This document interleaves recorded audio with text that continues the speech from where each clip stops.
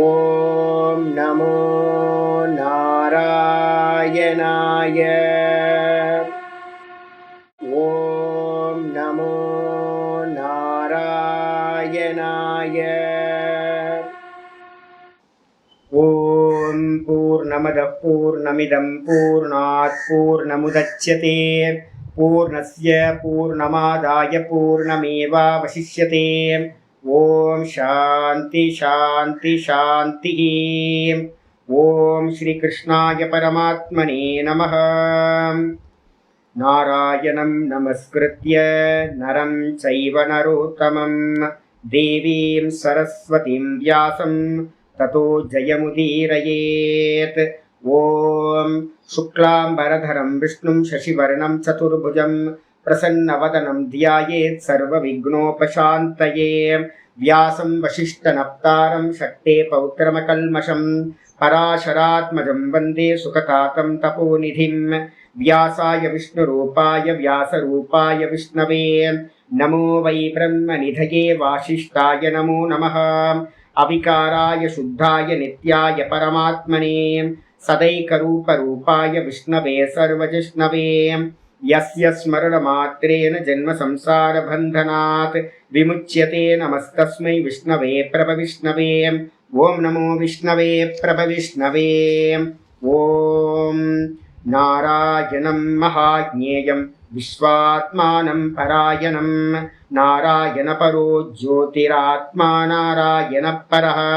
நாராயண பரம் பிரம்ம தத்வம் நாராயண பரஹ. நாராயண பரோ த்யாதா தியானம் நாராயண பரஹ. யச்ச கிஞ்சித் ஜகத் சர்வம் திருஷ்யதே ஸ்ரூயதேபி வாம் அந்தர்பகிஷ்ச தத் சர்வம் வியாப்ய நாராயண ஸ்திதः. ரிதகும் சத்யம் பரம் பிரம்ம புருஷம் கிருஷ்ண பிங்கலம் ஊர்த்வரேதம் விரூபாக்ஷம் விஸ்வரூபாய வை நமः. ஓம் நாராயணாய வித்மகே வாசுதேவாய தீமஹி தன்னோ விஷ்ணு பிரச்சோதயாத். ஓம் சாந்தி சாந்தி சாந்தி. ஓம் ஸ்ரீ கிருஷ்ணாய பரமாத்மனே நமः. ஓம் ஹரி ஓம்.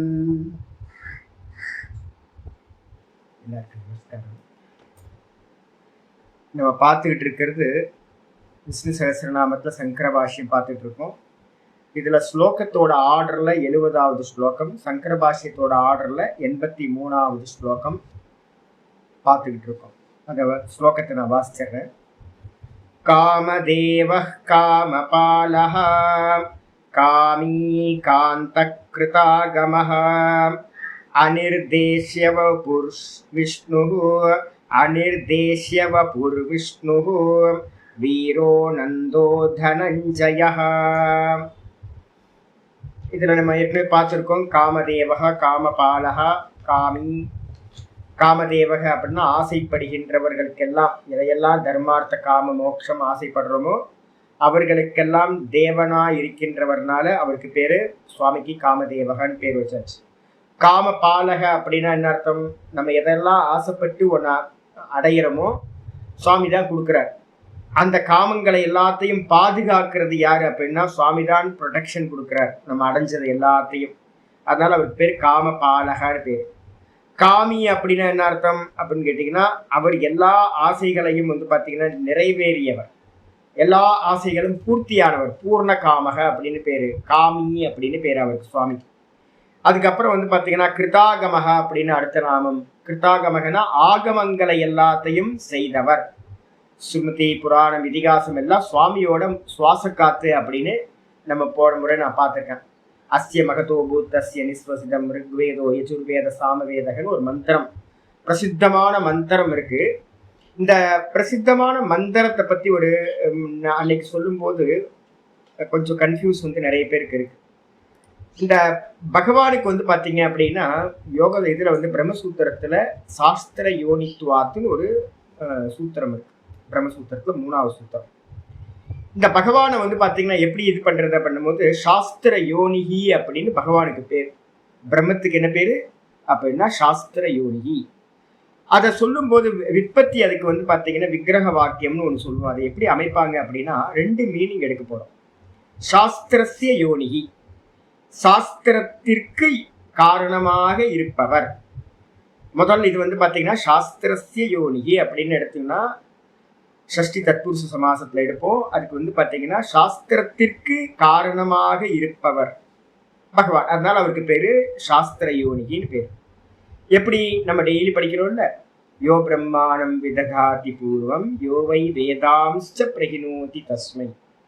எவர் பாத்தீங்கன்னா பிரம்மாவை முதலில் படைத்தாரோ, எவர் அவருக்கு பாத்தீங்கன்னா வேதங்களை அனுகிரகம் செய்தாரோ, அந்தராத்மாவா இருக்கக்கூடிய அந்த பரமாத்மா பிரம்மாக்கு உள்ளார இருந்துகிட்டு பிரம்மாக்கு பாத்தீங்கன்னா தன்னுடைய அந்த ஓம் அதன்ற 2 சப்தங்கள் மூலமா என்ன பண்ணாருன்னா மொத்த வேதத்தையும் அவருக்கு பிரகடனப்படுத்தினார். அப்ப பாத்தீங்கன்னா முதல்ல வேதங்களை யாரு கொடுத்தா இந்த உலகத்துக்கு அப்படின்னா பகவான்கிட்ட இருந்துதான் வேதங்கள் எல்லாமே உண்டாயிட்டு. அப்ப வேதங்கள் எல்லாத்துக்கும் பாத்தீங்கன்னா யாரு யோனி அப்படின்னா காரணம் யாரு அப்படின்னா பகவான். அப்ப சாஸ்திரஸ்ய யோனிகி அப்படின்றதுக்கு அர்த்தம் சாஸ்திரத்திற்கு காரணமாக இருப்பதால் பகவானுக்கு பேரு சாஸ்திர யோனிகி அப்படின்னு பேரு. இதுக்கு 2வது அர்த்தம் பாத்தீங்கன்னா அந்த வேதத்தை வச்சுக்கிட்டு தான் நம்ம என்ன பண்றோம், அந்த பகவான் எப்படிப்பட்டவர் அப்படின்னு அந்த வேதத்து மூலமா தான் நம்ம அறியறோம். சாஸ்திரம் யஸ்ய யோனிகி 2வது ஸ்டெப் பாத்தீங்கன்னா வேற ஒரு சமாசம் பண்றோம், பகுவிரிகின்னு பேரு. அதுல சொல்லும் போது சாஸ்திரம் யஸ்ய யோனிகி, சாஸ்திரம் பாத்தீங்கன்னா எவருக்கு காரணமாக அறிவதற்கு காரணமாக இருக்கிறதோ. எதை வச்சு நம்ம சாஸ்திர இந்த பகவான் அறியறோம்? சத்தியம் ஞானம் அனந்தம் பிரம்ம.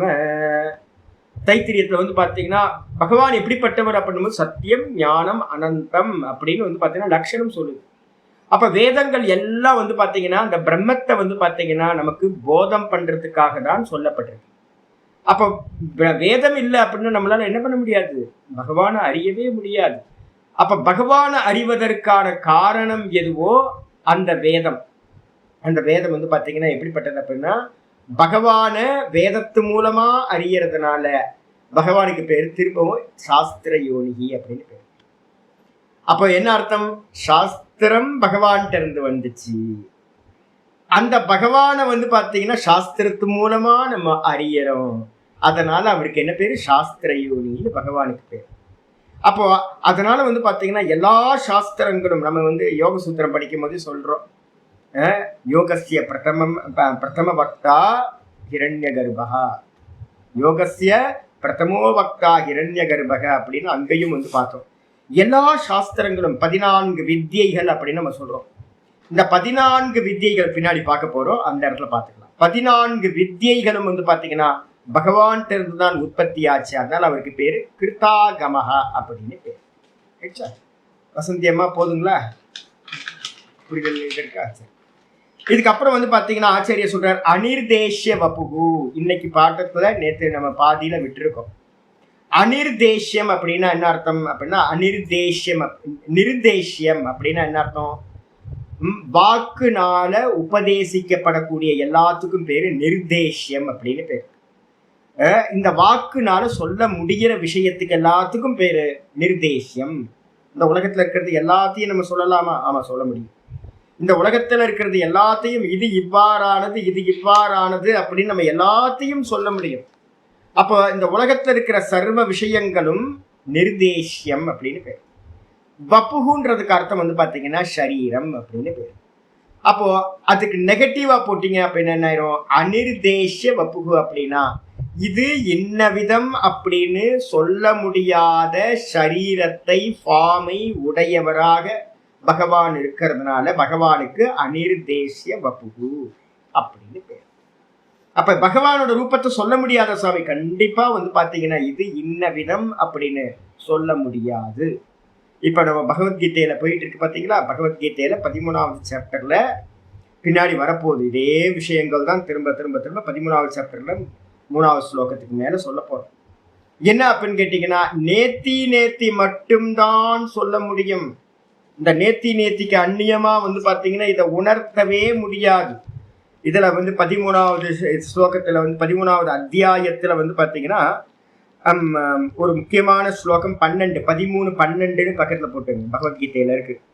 ஞேயம் யத்தத் பிரவக்ஷ்யாமி யஜ்ஞாத்வா அமிர்தம் அஸ்னுதே அநாதிமத் பரம் பிரம்ம ந சத்து தன்னாசது உச்சியதே.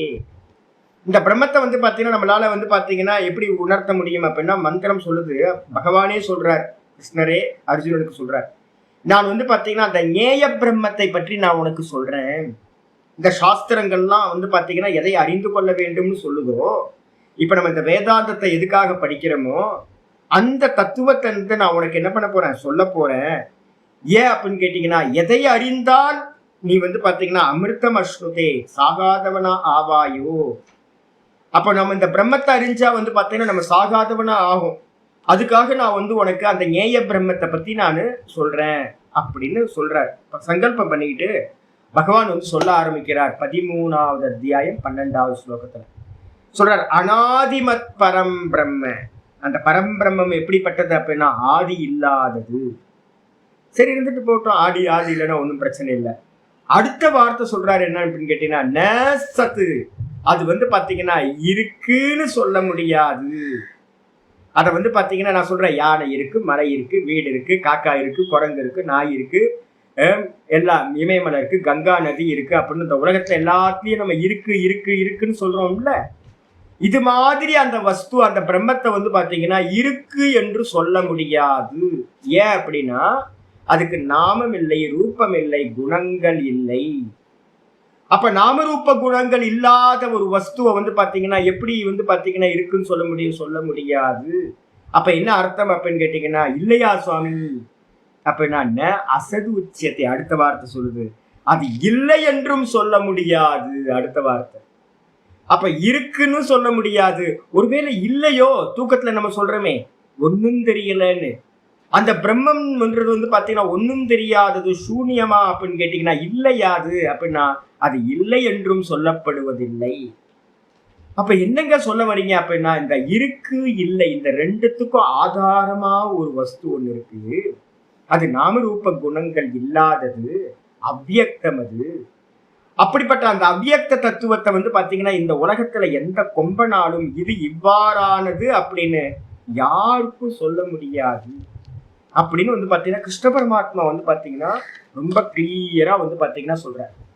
இதே வந்து பாத்தீங்கன்னா கேனோபனிஷத்துல சொல்லும் போது மந்திரம் சொல்லுது, ஆச்சாரியர்கள் வந்து பாத்தீங்கன்னா சொல்றாங்க கேனோபனிஷத்துல எல்லாம், ஐயோ சாமி இதை எப்படி வந்து பாத்தீங்கன்னா இதை நான் சொல்றதுன்னு எங்களுக்கு தெரியல. ந வித்மோ ந விஜானியமாக.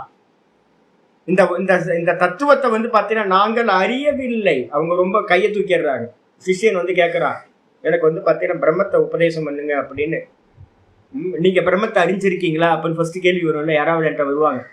நேற்று கூட ஒரு அம்மா வந்து பாத்தீங்கன்னா, சாமி நீங்க அந்த பிரம்மத்தை அறிஞ்சிங்களா சாமி? நான் அறியல, எனக்கு தெரியாது. ஓப்பனா வந்து பாத்தீங்கன்னா ஸ்டேட்மெண்ட் என்ன ஸ்டேட்மெண்ட்னா, இந்த உலகத்துல ஒரு ஞானி புருஷன் யாரா இருந்தாலும் தெளிவா சாஸ்திரத்தை படிச்சிருந்தானா என்ன சொல்லுவானா, முதல் ஸ்டேட்மெண்ட், எனக்கு பிரம்மம் தெரியவே தெரியாது, பிரம்மம் எனக்கு தெரியவே தெரியாது. மந்திரம் வந்து அப்படியே இருக்கு, ந வித்மஹா, நாங்கள் அறியவில்லை. அது மட்டும் இல்ல, ந விஜானீமக, எங்களுக்கு தெரியவே தெரியாது. என்ன தெரியாது அப்படின்னா, ந விஜானீமக எதைதத அனுசிஷ்யம் சிஷ்யாமக, இதை எப்படி வந்து பாத்தீங்கன்னா இன்னொருத்தருக்கு சொல்றதுன்னு எங்களுக்கு தெரியவே தெரியல. ஏன் அப்படின்னு கேட்டீங்கன்னா, இது வந்து பாத்தீங்கன்னா அந்நியதேவ தது விதித்தாத் அபிதிதாததி, ரொம்ப முக்கியமான சப்தம்.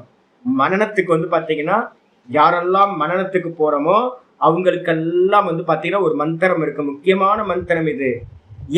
எதைதது அனுசிஷ்யாது அந்நியதேவ தது விதித்தாத் அபிதிதாததி அப்படின்னு மந்திரம். நாங்கள் வந்து பாத்தீங்கன்னா இதை வந்து ஆப்ஜெக்டா இதை சொல்றது எப்படின்னு எங்களுக்கு தெரியாது. ஆப்ஜெக்டா இருக்கிற உலகத்துல இருக்கிறது எல்லாத்தையும் வந்து பாத்தீங்கன்னா நானோ டெக்னாலஜில இருந்து எல்லாத்தையும் நம்ம வந்து என்ன பண்ணலாம், படிச்சு முடிச்சிடலாம். இந்த ஆத்மாவை வந்து எனக்கு ஆப்ஜெக்டா சொல்லுங்க, இதுதான் இப்படிதான் அப்படின்னு பிடிச்சு வச்சு சொல்லுங்க சாமி அப்படின்னு கேட்டா எங்களுக்கு தெரியாதுங்க, எப்படின்னே தெரியல. எப்படி அதை சொல்றதுன்னு எங்களுக்கு வந்து பாத்தீங்கன்னா யாருக்குமே தெரியல. பிரம்மஞானிகள் யாரும் சொல்ல முடியாது இது இவ்வாறானதுன்னு ஆப்ஜெக்டா. ஏன் அப்படின்னு கேட்டீங்கன்னா ஒரு குவாலிட்டி இருக்கு, என்ன அப்படின்னா முக்கியமானது, மேல எழுத்திங்க அனிர்தேஷ் சிவப்புக்கு அந்நியதேவ தது விதித்தாத். முதல் ஸ்டெப் வந்து பாத்தீங்கன்னா அது அறியப்பட்டதற்கு வேறானது. அப்ப நம்ம என்ன பண்ணணும் அப்படின்னு கேட்டீங்கன்னா, எதையெல்லாம் நம்ம அறிகின்றோமோ அது எல்லாம் பிரம்மம் இல்லை. முதல் ஸ்டெப்லயே வந்து பாத்தீங்கன்னா இதாயிடும். எதையெல்லாம் அறிகிறோம், லோகத்தை அறிகிறோம் ஜாகிரத அவஸ்தையில, அப்ப லோகம் எதுவுமே பிரம்மம் இல்லை. தேகத்தை அறியறோம், அது பிரம்மம் இல்லை. இந்த இந்திரியங்களை அறியறோம், பிரம்மம் இல்லை. என் கண்ணு இன்னைக்கு வந்து பாத்தீங்கன்னா என்னன்னு தெரியல, என்ன சாப்பிட்டுன்னு தெரியல, சுகர்ல ஒன்றும் சாப்பிடவே இல்லை. ஆனா கண்ணு டைம் பார்த்தா டைம் தெரிய மாட்டேங்குது. இதுல மானிட்டர்ல வந்து பாத்தீங்கன்னா டைம் தெரிய மாட்டேங்குது. இப்ப புக்கு வந்து பாத்தீங்க அப்படின்னா எழுத்தெல்லாம் எனக்கு ஜாங்கிரியை பிழிச்சு விட்ட மாதிரியே இருக்கு. எல்லாம் ஜாங்கிரியாவே இருக்கு எழுத்தெல்லாம். என்னடா இது ஜிலேபி மாதிரியே இருக்கு எழுத்தெல்லாம் இருக்கு. சம்ஸ்கிருதம் படிக்க முடியல இப்ப என்னால. அப்ப என்ன தெரியுது, என் கண்ணு வந்து பாத்தீங்கன்னா காலையில நல்லா தானே இருந்துச்சு, காலையில ரொம்ப நல்லா இருந்துச்சு, ரொம்ப பிரைட்டா இருந்துச்சு காலையில. நான் நினைச்சேன் பரவாயில்ல ரொம்ப நல்லா இருக்குன்னு. அதுக்குள்ள என்ன ஆயிடுச்சுன்னு தெரியல, படுத்து தூங்கி எழுந்திரிச்சு வேக்கப் ஆகி ஒன்றும் பண்ணல. அப்ப என் கண்ணை நான் அறியறேன்னா, ஆமா காலையில ரொம்ப நல்லா இருந்துச்சு, இப்போ வந்து பாத்தீங்கன்னா கண்ணு சரியா பார்வை தெரியல, சுகர் எங்கேயோ ஏறி போச்சு, என்னவோ சாப்பிட்டது தப்பாகி போச்சு அப்படின்னு தெரியுது. அப்ப இந்திரியங்களை நான் அறியறேன். என் மனசு ரொம்ப பிரசன்னமா இருக்கு, என் மனசை நான் அறியறேன். என் புத்தி நல்லா தெளிவா இருக்கு, புத்தியை அறியறேன். என் சுவாசம் வந்து பாத்தீங்கன்னா இப்ப நான் ஸ்லோகம் சொல்லும் போதே எனக்கு தெரிஞ்சிடும் வீசிங் ப்ராப்ளம் வருதா இல்லையா அப்படின்றது. இன்னைக்கு நல்லா இருக்கு சுவாசம் வந்து பாத்தீங்கன்னா ரொம்ப நல்லா இருக்கு, பிராணனை அறியறேன். தூக்கத்துக்கு போனேன் அப்படின்னா வந்து பாத்தீங்கன்னா தூக்கத்துல ஒன்னும் தெரியலன்ற அந்த அவித்யாவையும் நான் என்ன பண்றேன், அறியறேன். அப்ப எதெல்லாம் அறியப்படுறதா இருக்கோ அந்நிய தேவ தது விதித்தாத், அந்த பிரம்மமானது விதித்தாத் அந்நிய தேவ, அறியப்பட்டதற்கெல்லாம் வேறானது. தெளிவாயிடுச்சு. அப்ப ஜாகிரதத்துல இருக்கிறதும் அறியப்பட்டது, சொப்பனத்துல இருக்கிறதும் அறியப்பட்டது, சுஷுப்தியில வந்து பாத்தீங்கன்னா இருக்கிறதும் தனியா வச்சுக்கோ. சுசுப்தியில என்ன இருக்கு, ஒன்னும் தெரியலன்னு இருக்கா, அதுக்கு என்ன அர்த்தம் அப்படின்னு நம்ம அறியலன்னு அர்த்தம். அது தூக்கத்துல என்ன நடந்துச்சு நமக்கு அறியாம இருக்கு. அப்ப அந்நிய தேவ தத் விதித்தாத், அவிதித்தாத் அதி. அவிதித்தாத் அப்படின்னா என்ன அர்த்தம், அவிதித்தம் அப்படின்னா என்ன அர்த்தம், அறியப்படாதது. எது அறியப்படாது, தூக்கத்துல ஒன்னும் தெரியலன்னு சொல்றோமே, அதுக்கு மேல வேற எதுவும் தெரியாது. இந்த உலகத்துல எந்த கொம்பனா இருந்தாலும் வந்து பாத்தீங்க அப்படின்னா, எவ்வளவு பெரிய தீர புருஷனா இருந்தாலும் இந்த ஒன்னும் தெரியலன்றதுக்கு அந்நியமா அந்த அவித்யாவை அறியவே முடியாது. அப்ப அவித்யாக்கு என்ன பேரு அப்படின்னா அறியப்படாதது. அப்ப ஜாகிரத சொப்பனம் அறியப்பட்டது, சுசுப்தியில இருக்கிறது அறியப்படாதது. இந்த ஜாகிரத சொப்பனத்துக்கு வேறானது. அதே நேரத்துல அந்த டீப் ஸ்லீப்ல இருக்கிறதுக்கு அந்த அவ்யக்தம் அவ்யாக்கிருதம் அவித்யான்னு சொல்லக்கூடியதுக்கு மேலானது. எது மேலானது சுவாமி? தூக்கத்துல வேற என்ன இருந்துச்சு, நான் சுகமா தூங்கினேன், வேற ஒன்றையும் அறியவில்லை. அந்த வேற ஒன்றையும் அறியவில்லைன்றது வந்து பாத்தீங்கன்னா அவிதித்தம்னு பேரு, அறியப்படாதது. அதுக்கு மேல யார் இருக்கானா, நான் தான் இருக்கேன். அப்ப இந்த நானை வந்து ஆப்ஜெக்ட் பண்ண முடியுமா சுவாமி அப்படின்னு கேட்டீங்கன்னா, ஆப்ஜெக்டா அது அப்படின்னு கேட்டீங்கன்னா, அப்ப அறியப்பட்டதை எல்லாத்தையும் நேர்த்தி பண்ணியாச்சு. அறியப்படாத அந்த ஒன்னும் தெரியவில்லைன்றதையும் நேர்த்தி பண்ணிட்டீங்க அப்படின்னா மிச்சம் எது இருக்கோ அதுதான் அந்த பிரம்மம். யார் இருக்கா அந்த பிரம்மம்? நான். இந்த நானை பத்தி சொல்ல முடியுமா உங்களால? இந்த நானை பத்தி வந்து பாத்தீங்கன்னா ஒரு ஆர்டிக்கல் எழுதுங்க, நானை வந்து வர்ணனை பண்ணுங்க அப்படின்னு சொல்லுங்க பார்க்கலாம். நானை பத்தி பேசுங்க, ஒவ்வொருத்தரும் நானை பத்தி பேசணும் அப்படின்னு எடுத்தீங்கன்னா ஸ்டார்ட் பண்ணுங்க பார்க்கலாம். அதுக்கு மேல நானுக்கு மேல என்ன பண்ண முடியாது. தேகத்தை பத்தி பரமஹம்சானந்தாவை பத்தி சொல்லுங்கன்னா நான் பக்கம் பக்கமா எழுதுவேன். பரமஹம்சானந்தாவை பத்தி வந்து பாத்தீங்கன்னா ஜாகிரதத்துல இருக்க பரமஹம்சானந்தா பத்தி எழுதுவேன், சொப்பனத்துல இருக்கிறவனை பத்தி எழுதுவேன், அதுக்கப்புறம் தூக்கத்துல இருக்கிறவனை பத்தி தெரியவே தெரியாது. இந்த நானை பத்தி எழுதுங்க அப்படின்னு கேட்டீங்கன்னா என்னால என்ன பண்ண முடியாது, எழுத முடியாது. ஒரு வார்த்தை நானுக்கு அந்நியமா அடுத்த வார்த்தை கூட நான் என்ன பண்ண முடியாது, போட முடியாது. நான் போடுறீங்களே சாமி, நான் அப்படின்னு ஒரு சப்தம் சொல்லிட்டீங்கல்ல சாமி அப்படின்னு கேட்டீங்கன்னா, நான்ற வார்த்தையும் எதுக்காக தெரியுங்களா சொல்லப்படுது, நீங்க இருக்கீங்க அதனாலதான் நான் சொல்றேன். இப்ப நம்ம யாருமே வீட்டுல இல்லை, யாருமே வீட்டுல இல்லாத போது நான் நான் நான் நான் சொல்லிட்டு இருக்கீங்க. நீங்க எப்போ வந்து பாத்தீங்கன்னா ஆப்ஜெக்ட்ல ஒருத்தர் வந்து என்ன ஜி சௌக்கியமா இருக்கீங்களா, நீங்க எப்படி இருக்கீங்க, நான் ரொம்ப நல்லா இருக்கேன் ஜி அப்படின்றோம். அப்போ ஒருத்தர் கேள்வி கேட்காத வரைக்கும் வந்து செகண்ட் பர்சன் இல்லாத வரைக்கும் நான்ற ஒரு பர்சனுக்கு அவசியமே இல்லை, நான் சொல்லணும்னு அவசியமே இல்லை. அப்போ வந்து பாத்தீங்கன்னா இந்த நான் வந்து பாத்தீங்கன்னா நான்றது கூட நான் இல்லைன்னு ஆச்சாரியார் சொல்றார். நான்ற சப்தமும் கூட அந்த பிரம்மத்தை குறிப்பது அல்ல, ரிலேட்டிவ் வேர்டு தான். அதனால வந்து பாத்தீங்கன்னா இந்த நான் வந்து பாத்தீங்கன்னா வெறும் உணர்வா இருக்கிறது, சப்ஜெக்டா இருக்கிறது, நிர்குண நிராகாரமா இருக்கிறது. அதனால இதை சொல்லவே முடியாது சப்தங்களால். அதுதான் வந்து பாத்தீங்கன்னா அந்நியதேவ விதித்தாத் அவிதித்தாத் அதி அப்படின்னு. இது சுஷ்ரும பூர்வேஷாம் ஏனஸ்தத் வியாச்ச சக்ஷிரே. இந்த விதமா தான் எங்களுடைய குருமார்கள் சொல்லியிருக்காங்க இந்த ஆத்மாவை பத்தி, பிரம்மத்தை பத்தி. அப்ப என்ன அர்த்தம்? நாங்க சொல்லல, எங்க பரம்பரையா குருமார்கள் சொல்றாங்க இந்த பிரம்மத்தை இது என்று சொல்ல முடியாது. அப்ப எப்படி சொல்ல முடியும்? எண்ணேத்தி நேத்தி வச்சனை நிகமா அபூச்சி. வேதங்கள் எல்லாம் பாத்தீங்கன்னா இது இல்லை இது இல்லை இது இல்லை என்று மட்டும்தான் இந்த ஆத்மாவை சொல்கிறது. இதுன்னு நீங்க சொன்னீங்க அப்படின்னா கேனோபனிஷத் மந்திரம் சொல்லுது, எதனை நீ இது பிரம்மம் என்று உபாசிக்கின்றாயோ அது பிரம்மம் இல்லை. இதுன்னு நீங்க ஒரு ஃபைண்ட் அவுட் பண்ணிட்டீங்க அப்படின்னாவே எதை ஃபைண்ட் அவுட் பண்ண முடியும் நம்மளால? இந்திரியத்துக்கு விஷயமாயிடுமா? ஒண்ணு நாமம் இருக்கணும், உள்ள ரூபம் இருக்கணும், இல்ல ஏதாவது ஒரு குணங்கள் இருக்கணும், ஏதாவது ஒரு பேரை சொல்லி ஒருத்தரை உணர்த்தலாம், இல்லைன்னா ஏதாவது ஒரு ஃபார்மை வச்சுக்கிட்டு இது இந்த விதமா இருக்கு அப்படின்னு சொல்லலாம், இல்லைன்னா ஏதாவது ஒரு குணத்தை வச்சு வெள்ளையா இருக்கு, சிவப்பா இருக்கு, உயரமா இருக்கு, உயரம் கம்மியா இருக்கு, குண்டா இருக்கு, ஒல்லியா இருக்கு, எதையாவது ஒன்று குணத்தை சொல்லலாம். ஆனா பாத்தீங்கன்னா இந்த மூணுமே இல்லாத வஸ்துவை நீங்க எப்படி சொல்ல முடியும்? அதனால அந்த பிரம்ம தத்துவம் எப்படிப்பட்டது அப்படின்னா அனிர்தேஷ்ய வபு. இன்னொருத்தருக்கு பாத்தீங்கன்னா உபதேசிக்க முடியாது இது இன்ன விதம் அப்படின்னு. இதான் பாஷிக்காரர் சொல்றார். இதம் தது இதம் தது, இதுதான் அது. நீங்க பிரம்மன்னு கேட்டீங்களேங்க, இதுதாங்க அது அப்படின்னு பாத்தீங்கன்னா பிடிச்சு காட்ட முடியாது. நான் பாத்தீங்க அப்படின்னா இது போயிருக்கேன், பொள்ளாச்சிக்கு மேல வால்பாறைக்கு போறேன். சின்ன வயசுல ஊட்டி போகல, கொடைக்கானல் போகல, அதெல்லாம் போகல. முதல் பாத்தீங்கன்னா வால்பாறை தான் போறேன். அப்பா அப்பா அம்மாலாம் கூப்பிட்டு போறாங்க. சின்ன வயசு, ரொம்ப சின்ன வயசு. அப்ப கூப்பிட்டு போகும்போது பாத்தீங்க அப்படின்னா நடுவுல வண்டியை நிப்பாட்டிட்டு பார்த்தா பஃபலோ பாத்தீங்கன்னா பெருசா அது வரைக்கும் நாங்க எங்களுக்கு காட்டு எருமைன்னா என்னன்னே தெரியாது. காட்டு எருமை ஒண்ணுமே தெரியல போது அப்பா பாத்தீங்கன்னா கை பிடிச்சி, நீ போட்டோல பாத்திருக்கீல்ல, நீ காட்டெருமைன்னு சொல்லிக்கிட்டே இருக்கீல்ல, இதுதான் காட்டெருமை அப்படின்னு ஃபர்ஸ்ட் டைம் என்னோட அப்பா பாத்தீங்கன்னா உன்னை கை காட்டி இதுதான் அப்படின்னாரு. அதை பார்த்த உடனே பயங்கரமாயி போச்சு. இவ்வளவு பெருசா இருக்கு, நம்ம எருமாடு மாதிரியே பாத்தீங்கன்னா 3-4 மடங்கு பெருசுங்க. அது பார்த்தாவே கலவரமாயிடும். இதுதான் அது அப்படின்னு பாத்தீங்கன்னா ஒரு விஷயத்த சொல்ல முடியுது இல்ல?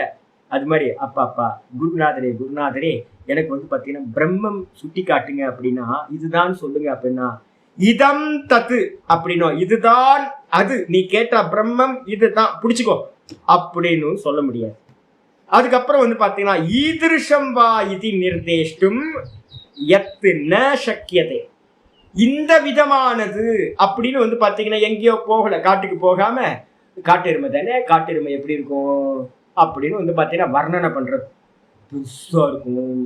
நம்ம நாட்டு எருமை பாத்தீங்கன்னா ஒரு 5 அடி 6 அடி லென்த் இருக்கு அப்படின்னா இந்த காட்டு எருமை பாத்தீங்கன்னா 10 அடிக்கு இருக்கும் லென்த்து. ஹைட் பாத்தீங்கன்னா நம்ம எருமை பாத்தீங்கன்னா 5 அடி இருக்குன்னா இது 7 அடி இருக்கும். கொம்புலாம் பெருசா இருக்கும்.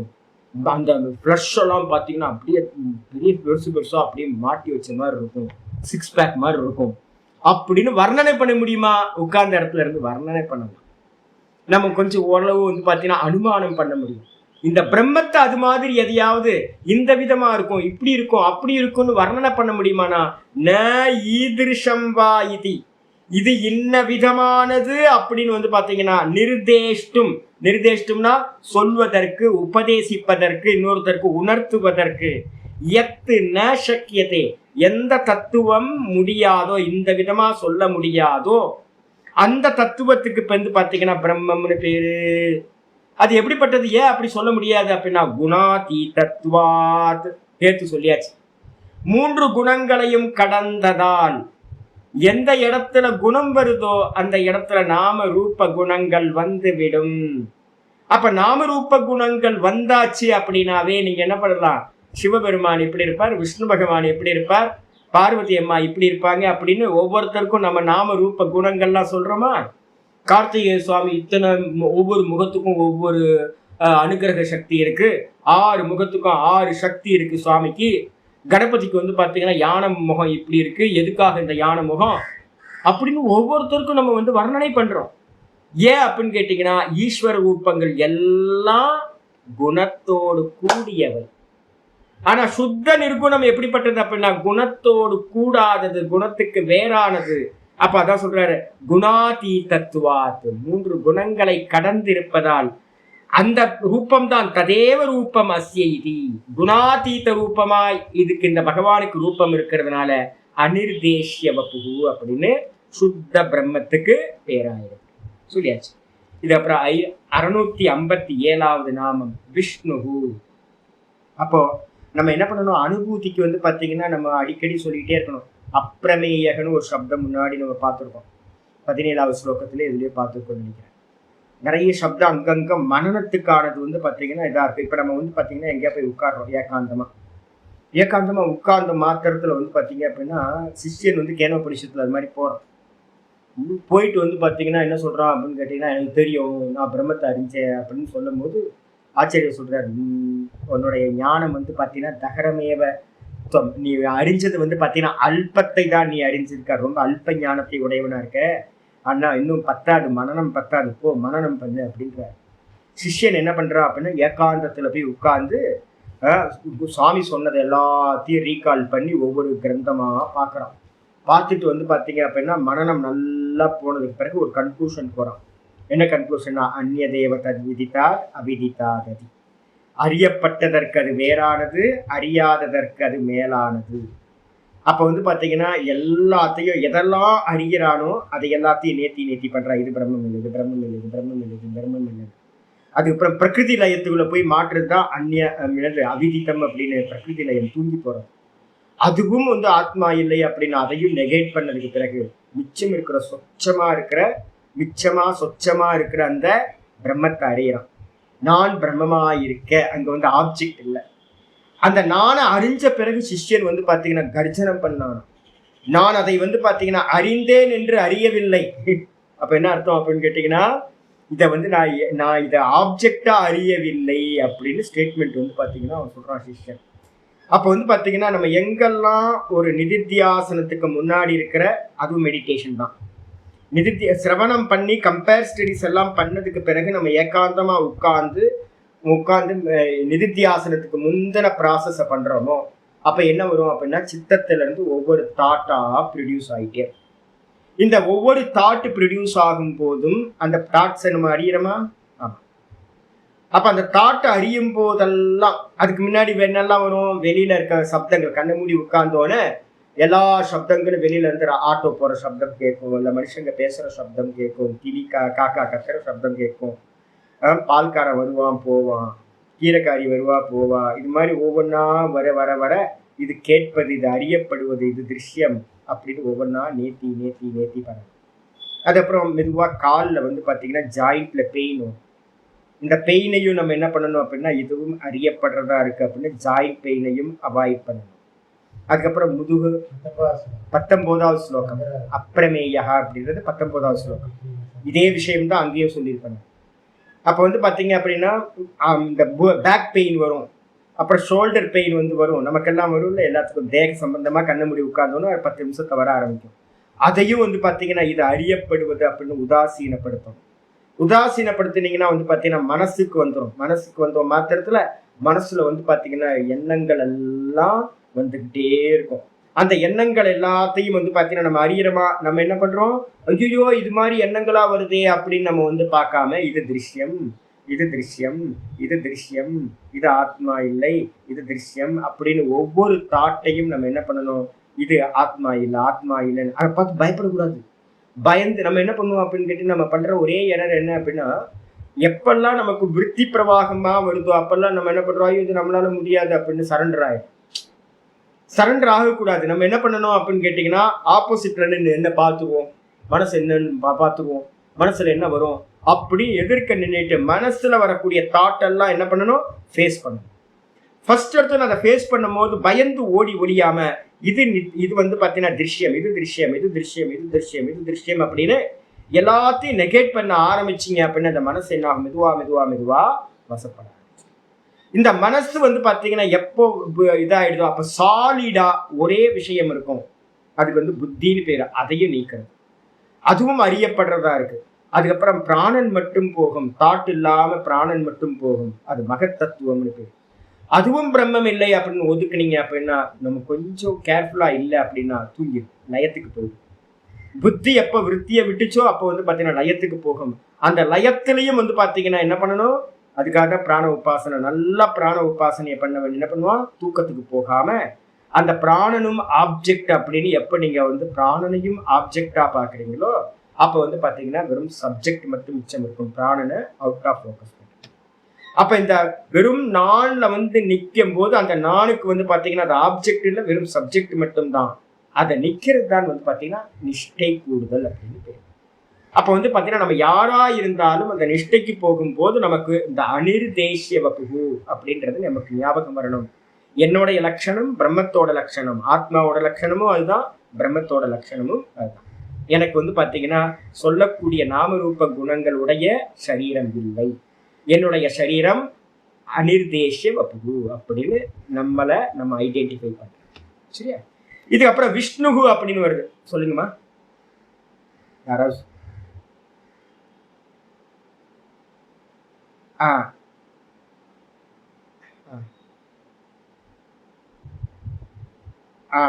ஆமா ஆமா இருக்கு. இப்பவே இதுலயே வருது. என்னன்னு கேட்டீங்கன்னா இந்த ஸ்வசம்வேத்தியம் பரசம்வேத்தியதா அப்படின்னு ரெண்டு சொல்றோம். ஸ்வசம்வேத்தியதா பரசம்வேத்தியதா அப்படின்னு. இப்ப இந்த அனிர்தேசிய வப்புகுன்றதுக்கு அர்த்தம் வந்து பாத்தீங்கன்னா பரசம்வேத்தியதா அப்படின்னா வேற ஒன்றா இருந்துகிட்டு அதை அறிய முடியாது. வேற ஒன்னா இருந்துகிட்டு இப்ப நம்ம இந்த உலகத்தை எல்லாத்தையும் நான் வேற இந்த உலகம் வேறன்னு உலகத்துல இருக்கிற எல்லாத்தையும் நம்ம அறியணும். அப்படி அறியும் போது வந்து அதுக்கு பேரு பரசம்வேத்தியதா அப்படின்னு பேரு. பரசம்வேத்தியதாவை நெகேட் பண்றதுக்கும் இதே நாமம் தான் யூஸ் பண்றோம், அனிர்தேசிய வப்புகு. அதுக்கு அடுத்தது வந்து பாத்தீங்க அப்படின்னா இன்னைக்கு காலையில கூட கிளாஸ்ல வந்து இன்னைக்கு வந்துச்சா என்னன்னு தெரியலாமா, இன்னைக்கு வந்துச்சு இல்ல வரப்போகுதுன்னு நினைக்கிறேன். நாளைக்கு கிளாஸ்லயே இல்ல 17-18 ஸ்லோகங்கள் வரப்போகுது. ஆமா, பின்னாடி 13-12 வரப்போகுது அநேகமா. என்னன்னு கேட்டீங்கன்னா ஒருவேளை தன்னையே தான் அறிதல் அப்படின்னு நம்ம நானே பிரயோகப்படுத்தணும்னா உங்கள்கிட்ட தன்னையே தான் அறிதல் அப்படின்னு ஒரு வார்த்தையை யூஸ் பண்றோம்ல. அனுபூதினா என்ன சுவாமி அப்படின்னா தன்னையே தான் அறிதல், தன்னிலேயே தான் நிற்றல் அப்படின்னு சொல்றோம். அதுக்கு என்ன பேரு அப்படின்னா ஸ்வசம்வேத்தியதான்னு பேர். அந்த ஸ்வசம்வேத்தியதா அப்படின்னா நீங்க நினைச்சுக்கலாம் தன்னையே தான் அறிதல் பருக்கப்பட, தன்னையே தான் அறிய முடியுமா? ஏன் அப்படின்னு கேட்டீங்கன்னா கர்த்திரு கர்ம விரோதம்னு சொல்லுவோம். கர்த்தாவே தன்னையே தான் பார்த்து கொள்ளுதல் அப்படின்றது வந்து பாத்தீங்கன்னா முடியாது. எதையாவது பார்க்கணும்னா உங்களுக்கு ஆப்ஜெக்ட் ஒண்ணு இருக்கணும். நான் பரமஹம்சானந்தா பார்க்கிறவன், எனக்கு பார்க்கப்படும் வஸ்து வந்து பாத்தீங்கன்னா எனக்கு வேற ஒன்னா இருந்தாதான், ஆப்ஜெக்ட் இருந்தாதான் நான் அதை பார்க்க முடியும். நான் கர்த்தா கர்த்தருவா இருக்க, எனக்கு விஷயம் எது அப்படின்னா கர்மன்றது ஆப்ஜெக்ட் வந்து விஷயம்னு பேர். இது ரெண்டும் வந்து பாத்தீங்கன்னா ஒன்னா இருக்க முடியுமான இந்த உலகத்துல திரஷ்டாவும் திருஷ்யமும் வந்து ஒன்னா ஆக முடியாது. அப்ப ஆனா நம்ம என்ன பிரயோகப்படுத்துறோம் அப்படின்னு கேட்டீங்கன்னா ஆத்ம அனுபூதிக்கு தன்னையே தான் பார்த்து கொள்ளுதல் அப்படின்னு நம்ம பிரயோகப்படுத்துறோம். ஆத்மனா இதுல 6வது அத்தியாயத்துல வந்து பாத்தீங்க அப்படின்னா சொல்லும் போதே 6ல வந்து பாத்தீங்கன்னா எத்திர உபரமதே சித்தம் நிருத்தம் யோக சேவையா எத்திர சைவ ஆத்மனா ஆத்மானம் பஷ்யன் ஆத்மனி துஷ்யதி அப்படின்னு 6:20 வந்து பாத்தீங்கன்னா ஒரு ஸ்லோகம் இருக்கு. நிறைய இடத்துல வந்து பாத்தீங்கன்னா தன்னையே தான் அறிகின்றான் அப்படின்ற சப்தம் இருக்கு. தன்னையே தான் அறிகின்றான் அப்படின்னும் போது அதையும் நிறைய பேர் என்ன பண்ணுவாங்க அப்படின்னா நானே என்ன அறியறம்பல இருக்கு, நான் என்ன அறிய முடியுமா? அறிய முடியாது. ஏன் அப்படின்னு கேட்டீங்கன்னா நான் எனக்கு எந்த காலத்திலையும் நான் ஆப்ஜெக்ட் ஆக முடியாது. ஒருவேளை நான் என்ன அறிஞ்சேன் அப்படின்னா அது ஆப்ஜெக்ட் ஆயிடுச்சு அப்படின்னா அது நான் இல்லை. எதை நான் ஆப்ஜெக்ட் பண்றேனோ அது நான் இல்லை. அதான் அந்நிய தேவ தத் விதித்தாத்து இருக்குல்ல. அப்ப நான் என்னையே அறிஞ்சேன் அப்படின்னா அது நான் இல்லை. அப்ப அறியறவன் வேற, அறியப்படும் பொருள் ஆயிடும். அப்ப வந்து பாத்தீங்கன்னா வேற வேற ஆயிடும். அப்ப ஸ்வசம்வேத்தியதா அப்படின்றத வந்து நெகேட் பண்றோம். பரசம்வேத்தியதானா தனக்கு அந்நியமாக பார்த்தல், ஸ்வசம்வேத்தியதான்றதுக்கு அர்த்தம் தன்னையே தான் பார்த்தலும் சம்பவிக்க முடியாது. அப்ப பிரம்மத்தை அறிதல்னா என்ன அர்த்தம்னா தானா இருத்தலுக்கு பேர் தான். நீங்க வந்து நானா இருக்கலாம். அனுபூதின்றதுக்கு அர்த்தம் வந்து பாத்தீங்கன்னா இருக்கிறத எல்லாத்தையும் நேர்த்தி பண்ணிட்டு தானா இருத்தலுக்கு பேர் தான் ஒழிய அந்த இடத்துல அதுக்கு எக்ஸாம்பிள் ஆச்சாரியர் சொல்லுவார். என்ன சொல்லுவாருன்னா சூரியன் பிரகாசிக்கிறான் அப்படின்னா சூரியன் என்ன பிரகாசிக்கிறான்னா அவன் தன்னையே தான் பிரகாசிச்சுக்கிறான்னு வேதத்துல எல்லாம் மந்திரங்கள் இருக்கு. சூரியன் தன்னையே தான் பிரகாசிச்சுக்கிறதுக்கு அவசியம் இல்லை. ஏன் அப்படின்னா சூரியனோட சுபாவமே என்னன்னா பிரகாச ஸ்வரூபம். லைட்டு தன்னையே தான் லைட்டா பிரகாசிச்சுச்சு அப்படின்னா ஒரு லைட்டை இன்னொரு லைட்டால பிரகாசிக்க முடியுமா? ஒரு லைட்டை வச்சு டார்ச் எடுத்து நான் லைட் அடிச்சேன் அப்படின்னா இந்த லைட்டை பிரகாசிக்க முடியுமா அப்படின்னா முடியாது. ஏன் அப்படின்னு கேட்டீங்கன்னா அந்த பிரகாச சுரூபமா இருக்கிற ஒரு லைட்டை லேம்பை டார்ச் லேம்புனால பிரகாசிக்கிறோன்ற முடியாது. ஏன்னா பரசம்பேத்தியத்தா இல்லை. சரி, சுவசம்பேத்தியத்தா அப்படின்னு என்ன அர்த்தம்? லைட்டு தன்னைத்தானே பிரகாசிச்சுக்கிச்சு அப்படின்னு சொல்லலாமா அப்படின்னா லைட்டு தன்னைத்தானே பிரகாசிக்கணும்னு அவசியம் இல்லை. ஏன் அப்படின்னா லைட்டோட சுபாவமே என்னது? பிரகாசம். அதே மாதிரி இந்த ஆத்மாவை வந்து பார்த்தீங்கன்னா பிறவற்றாலும் அறிய முடியாது. இந்திரியத்தாலேயோ மனசினாலேயோ புத்தியினாலேயோ வேற எந்த இன்ஸ்ட்ருமெண்ட்னாலையும் இந்த ஆத்மாவை அறிய முடியாது. பரசம்பேதியத்தை நெகேட் பண்ணியாச்சு. அதுக்கப்புறம் அந்த ஆத்மா தன்னைத்தானே பிரகாசிக்குமா அப்படின்னா அது அவசியம் இல்லை. ஆத்மாவோட சுபாவமே பிரகாசம். சூரியனோட சுபாவமே பிரகாசம். அக்னியோட சுபாவமே பிரகாசமும் தாகியமும். அக்னி சுற்றுச்சு அப்படின்னா அக்னி எங்க சுட்டுச்சு? அக்னியோட சுபாவம் வந்து பார்த்தீங்கன்னா தாகியம். நம்ம என்ன பண்றோம்? அது சுற்றுச்சுன்னு சொல்றோம். அப்புறம் சூரியனோட சுபாவம் பிரகாசம் அதோட சுபாவம். ஆனா நம்ம என்ன பண்றோம்? அவன் பிரகாசிக்கின்றான் அப்படின்னு கர்த்திருவத்தை ஏத்தி பார்க்கிறோம். ஒருத்தன் பண்றான் அப்படின்னு. அப்ப வந்து பார்த்தீங்கன்னா அது சுபாவம் இல்லை. நம்ம வந்து பார்த்தீங்கன்னா ஔபச்சாரிக்கமா உபச்சாரத்துக்காக அந்த வார்த்தையை சொல்றோம். அதே மாதிரி தன்னைத்தான் அறிதல் அப்படின்னு எங்கெல்லாம் வருதோ அந்த இடத்துலலாம் தன்னையே தான் அறிய முடியாது. அப்ப என்ன பண்ண முடியும்? தான் தானாய் இருத்தல். தான் தானாய் இருத்தல், இவ்வளவுதான். இதுக்கு மேல வந்து பார்த்தீங்கன்னா அனுபூத்தின்றது வேற இல்லை. அப்போ தான் தானாய் தானே இப்ப இருக்கும் அப்படின்னா இல்லை. இப்ப இருக்கிறதெல்லாம் சேர்த்து வச்சுக்கிட்டு இருக்கும். அசம்பிள் எதெல்லாம் அசம்பிள் பண்ணப்பட்டுதான் இருக்கும். இந்த தேகாதிகள் இதோட சங்காதத்தோட கூடி கூடி இருக்கும். இதெல்லாத்தையும் நேர்த்தி பண்ணிட்டு தானா இருத்தல் தான் அனுபூதி அப்படின்னு புரிஞ்சுக்கணும். அப்போ 177வது நாமம். 177 தானுங்கம்மா? 177லையும் நீங்க எடுத்து பாட்டுங்க. அதே மாதிரி அப்பிரமேயம், அப்பிரமேயம், அனிர்தேசியம், அப்பிரமேயம், அனிர்தேசியம்னு ஒரு வார்த்தை ஏற்கனவே இருக்கு. அனிர்தேசிய வப்புகுன்னு இருக்கு, அனிர்தேசியம்னு ஒரு வார்த்தை இருக்கும். தேடி பாருங்க. நிறைய இந்த மனனம் பண்றதுக்கான இந்த சப்தங்கள். இதுக்கப்புறம் வந்துருங்க விஷ்ணு. 657வது நாமம் விஷ்ணு. விஷ்ணுனா என்ன சுவாமி அப்படின்னு கேட்டீங்கன்னா ஆச்சாரியார் சொல்றாரு, எங்கும் வியாபித்திருப்பவருக்கு பேரு விஷ்ணு. வியாபனசீலத்வா விஷ்ணு. சர்வத்தையும் வியாபிச்சிருக்காரு. ஏன் அப்படின்னு கேட்டீங்கன்னா எந்த அளவுக்கு குணங்கள் கம்மியாக கம்மியாக அதோட வியாபகத்தன்மை வந்து பார்த்தீங்கன்னா அதிகரிச்சுக்கிட்டே போகும். இப்ப நமக்கு வந்து பார்த்தீங்கன்னா இது பஞ்சபூத்தங்கள்ல முதல் பூத்தம் எது அப்படின்னா இந்த பிருத்திவி. பிருத்திவிக்கு எத்தனை குணங்கள் இருக்கு சுவாமி அப்படின்னு கேட்டீங்கன்னா மொத்தம் 5 குணக்கம். பஞ்ச குணக்கம் பிருத்திவி. என்னெல்லாம் இருக்கு இந்த பிருத்திவியில அப்படின்னு கேட்டீங்கன்னா இந்த பிருத்திவிக்கு வந்து பார்த்தீங்கன்னா ரூபம் இருக்கா? ஆமா, ரூபம் இருக்கு. பார்த்தா தெரியுது. சிவப்பு மண்ணு, பச்சை மண்ணு. மண்ணை வந்து கலர் வச்சு சொல்றோம். மண்ணு வந்து பார்த்தீங்கன்னா கலர் இருக்கு, ரூபம் இருக்கு மண்ணுக்கு. அதுக்கப்புறம் வந்து டேஸ்ட் இருக்கா அப்படின்னா எடுத்து வாயில போட்டு பார்த்தீங்கன்னா ஒவ்வொரு மண்ணுக்கும் ஒரு டேஸ்ட். ஐயோ, லேண்டில் வந்து அந்த சிவப்பு செம்மண் லேண்டில் இருந்து மழை பெஞ்சதுக்கு அப்புறம் வந்து பார்த்தீங்கன்னா ஒரு சிவப்பு மண்ணோட ஸ்மெல் வரும். மண்ணு வாசனை என்ன ஆனந்தம் இல்லை? அப்போ வாசனை இருக்கா மண்ணுக்கு? ஆமா. நான் பெரிய காதல் வந்து பார்த்தீங்கன்னா மண்ணு மேலே எனக்கு ஒரு காதல். அப்படியே அந்த வாசனை என்ன சுகமா இருக்கும் லேண்டில் போனோன்னு. அதுக்கப்புறம் அந்த மண்ணு சாப்பிட்டா என்ன மாதிரி இருக்கும்ல. கிருஷ்ண பக்தர்கள் எல்லாமே மண்ணு சாப்பிட்றாங்க. நான்லாம் வந்து சின்ன வயசுல ஏகப்பட்ட மண்ணு வீட்டுக்கு தெரியாம அள்ளி அள்ளி அள்ளி மண்ணை சாப்பிடுவேன். வீட்டுக்கு கொண்டு வந்து வச்சுலாம் சாப்பிட்ருக்கேன். நான் இப்போ யோசிச்சு பார்க்குறேன். விவரம்லாம் தெரிஞ்சதுக்கு பிறகு, பெரிய ஆள் ஆனதுக்கு பிறகு. அதுக்கப்புறம் விபூதி சாப்பிட்றதுக்கு பார்த்தீங்கன்னா விபூதியும் மண்ணு தானே. விபூதியும் மண்ணு தான், சாம்பல். அந்த விபூதியை வந்து பார்த்தீங்கன்னா பாக்கெட்டை வாங்கிட்டு வந்து ஸ்நாக்ஸ் மாதிரி சாப்பிட்ருக்கேன் நான். வந்து பார்த்தீங்கன்னா டேஸ்ட் இருக்குல்ல. ஆமா, டேஸ்ட், நல்ல டேஸ்ட். மண்ணு டேஸ்ட் இருக்கு, ஸ்மெல் இருக்கு, அப்புறம் ரூபம் இருக்கு. அதுக்கப்புறம் சப்தம் இருக்கா அப்படின்னு கேட்டீங்கன்னா டம் டம் டம்னு தட்டினீங்கன்னா சத்தம் வருதா பூமியில? ஆமா, சப்தம் இருக்கு. ஸ்பர்ஷம் இருக்கா? ஆமா. மண் வந்து நைஸா, கடல் மண், ஆத்து மண்ணெல்லாம் வந்து பார்த்தீங்கன்னா ரொம்ப சாஃப்டா இருக்கும். வேற மண்ணெல்லாம் வந்து ரொம்ப ஹார்டா இருக்கும். மண்ணெல்லாம் வந்து பார்த்தீங்கன்னா சாஃப்ட், ஹார்டு, ஸ்பர்ஷம் இருக்கு.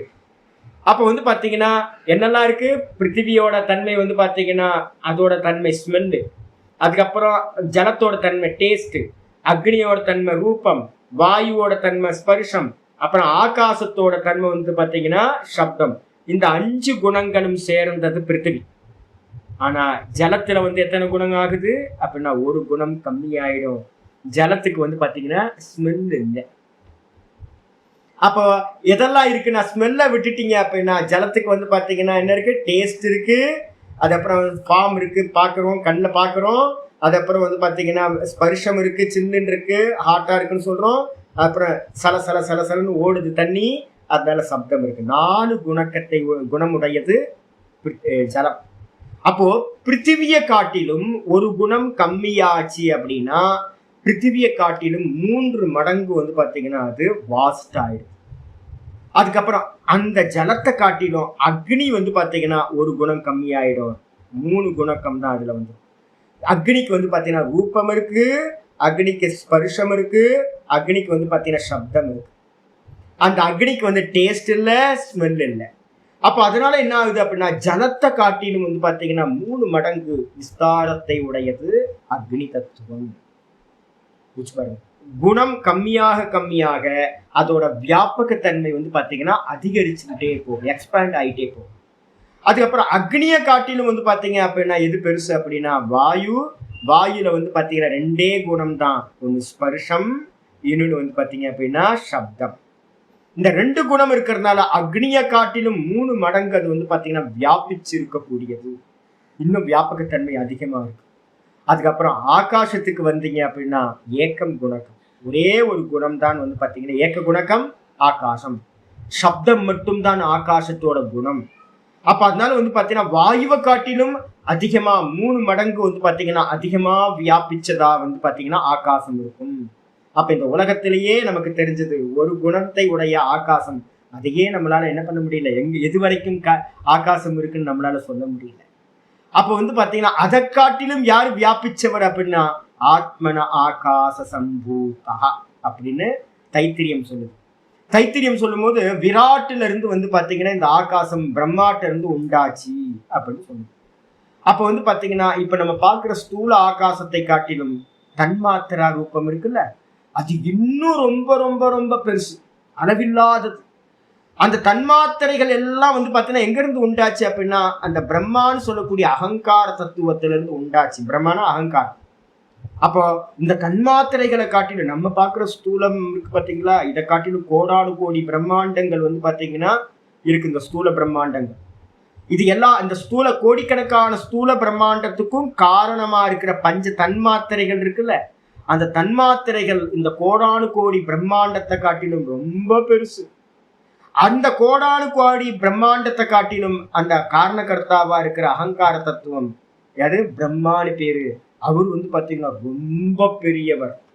அவரை காட்டிலும் யாரு பெருசு அப்படின்னா அகங்காரம் எங்க இருக்கு, புத்தியில இருக்கு. புத்திக்கு என்ன பேரு, இரண்ய கர்ப்பர், மகத்தத்துவம்னு பேரு. அந்த மகத்தத்துவம் பிரம்மாண்டத்தை, அந்த பிரம்மாவை காட்டிலும் வந்து பாத்தீங்கன்னா அனந்த கோடி பிரம்மாக்கள் வந்துட்டு போயிடுவாங்க.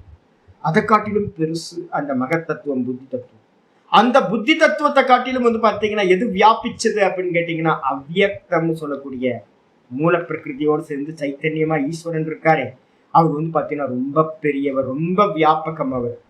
அவரை காட்டிலும் எது வியாபகம்னா இந்த மாயா நீங்கி போச்சு அப்படின்னா அந்த மாயை நீங்கி அந்த சுத்த பிரம்மமா இருக்கிறது சர்வ வியாபகம். அப்போ வந்து பாத்தீங்கன்னா எந்த அளவுக்கு வந்து பாத்தீங்கன்னா நம்ம மேல மேல மேல மேல போறோமோ அந்த அளவுக்கு அந்த வியாபிச்சு இருக்கிற தன்மை வந்து பாத்தீங்கன்னா அதிகமாகிக்கிட்டே போகும் தத்துவம். அப்ப விஷ்ணு எப்படிப்பட்டவர் அப்படின்னு கேட்டீங்கன்னா சகுணமா எடுத்துக்கிட்டீங்கன்னா பிரம்மாவை காட்டிலும் வியாபிச்சவர், இந்த உலகத்தை எல்லாத்தையும் வியாபிச்சவர். அதே ஈஸ்வரனா பாத்தீங்க அப்படின்னா இரண்ய கர்ப்ப தத்துவத்தை காட்டிலும் வியாபிச்சவரா ஈஸ்வரனா பகவான் தான் இருக்கார். அவரையும் வியாபிச்சது வந்து பாத்தீங்கன்னா விஷ்ணு அப்படின்றது வந்து பாத்தீங்கன்னா சுத்த பிரம்மத்தையே வியாபகம் அப்படின்னு எடுத்துக்கிட்டீங்கன்னா அது எல்லாத்தையும் சர்வ வியாபகமா பிரம்மம் இருக்கு. அதனால விஷ்ணுவோடு பகவான். அப்ப என்ன பண்ணலாம், நிர்குணத்துக்கும் சொல்லலாம், சகுணத்துக்கும் இதை சொல்லலாம். பாஷிகர் சொல்றார், ரோதசி வியாபிய காந்தி அப்யதிகா ஸ்திதிரஸ்யேதி விஷ்ணுஹு. ரோதசி வியாபிய, ரோதசி அப்படின்றதுக்கு அர்த்தம் இந்த இடத்துல இந்த தியாவா பிருத்திவி சொர்க்கத்தையும் கூட வந்து இந்த பிருத்திவிக்கும் சேர்த்து என்ன பேர் அப்படின்னா ரோதகா அப்படின்னு பேர். ரோதசி அப்படின்னா என்ன அர்த்தம் அப்படின்னா இந்த பிருத்திவியையும் பூமியையும் அதே மாதிரி சொர்க்கத்தையும் வந்து பாத்தீங்கன்னா வியாபிய, இந்த எல்லாத்தையும் வியாபிச்சு காந்தி, காந்தி அப்படின்னா பிரகாசம், ஆகர்ஷணம், கவர்ச்சி. அது வந்து பாத்தீங்கன்னா அபியதிகா ஸ்திதா, அஸ்ய இது இவரிடத்துல அதிகமான காந்தி பிரகாசமானது வந்து பாத்தீங்கன்னா இந்த பூலோகத்தையும் சொர்க்கத்தையும் வியாபிச்சு இருக்கிறதுனால இவருக்கு பேர் வந்து பாத்தீங்கன்னா பகவானுக்கு பேரு விஷ்ணு அப்படின்னு பேர். அதுக்கப்புறம் இதுக்கு ஸ்லோகம் இருக்கா? ஆமா, மகாபாரத சாந்தி பருவத்துல இருக்கிறது.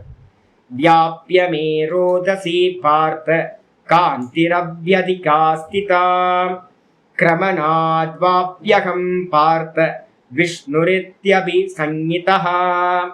ஸ்லோகம் அழகா ஸ்லோகம் சொல்லுது.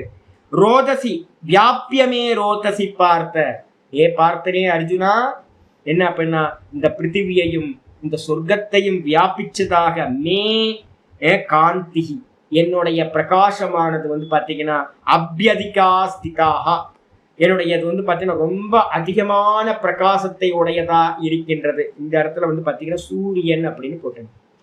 சூரியன் வந்து பாத்தீங்கன்னா இந்த லோகத்தையும் வியாபிச்சிருக்கான், அதே மாதிரி சொர்க்கத்தையும் வியாபிச்சிருக்கான்.